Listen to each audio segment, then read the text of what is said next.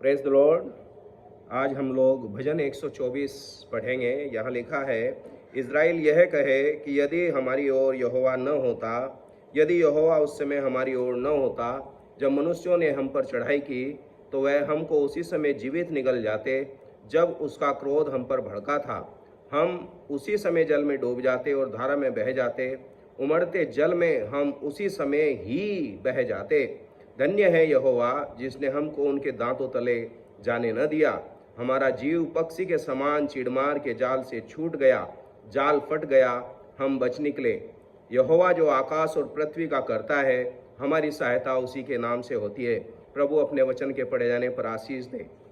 आज हम भजन 124 में देखते हैं कि हमारा परमेश्वर कैसे हमारा रक्षक के रूप में हमारी सहायता करता है।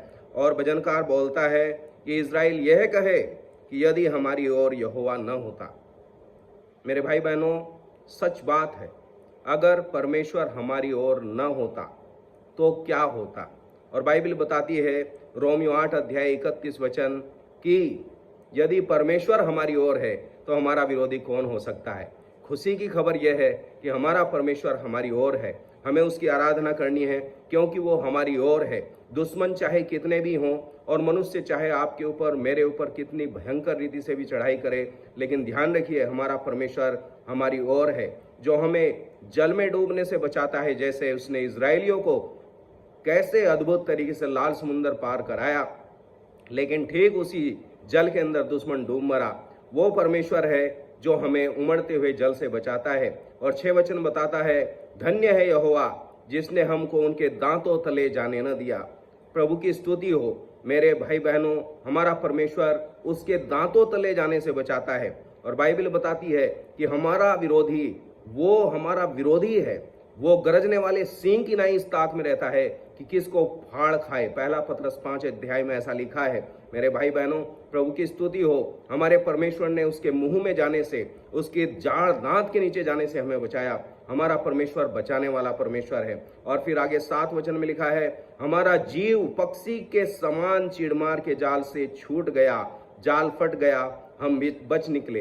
प्रभु की स्तुति हो मेरे भाई बहनों, प्रभु हमें उस दुष्ट के जाल से भी बचाता है जो पाप और श्राप का जाल है।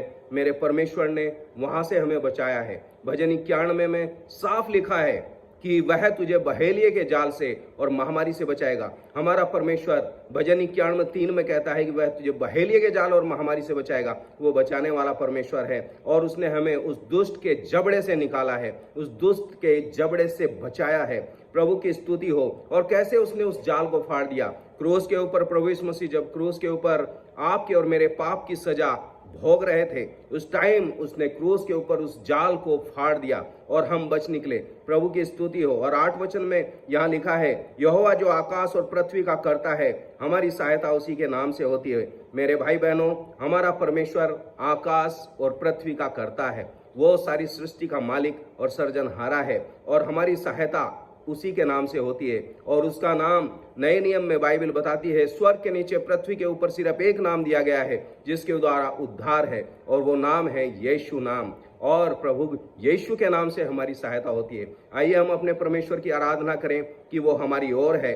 हम अपने परमेश्वर की आराधना करें कि उसने हमें उस दुष्ट के जबड़े में जाने से बचाया है, मौत से बचाया है। और हम उसकी आराधना करें कि उसने उस चीड़मार के जाल को फाड़ दिया और हमें बचा लिया है। हम अपने परमेश्वर की आराधना करें कि वो आकाश और पृथ्वी का कर्ता, वो आपका और मेरा बनाने वाला मेरा सृजनहार परमेश्वर है। और हमारी सहायता उसी के नाम से, यीशु नाम जो सब नामों में श्रेष्ठ है, उसी नाम से होती है। प्रभु आपको आशीष दे।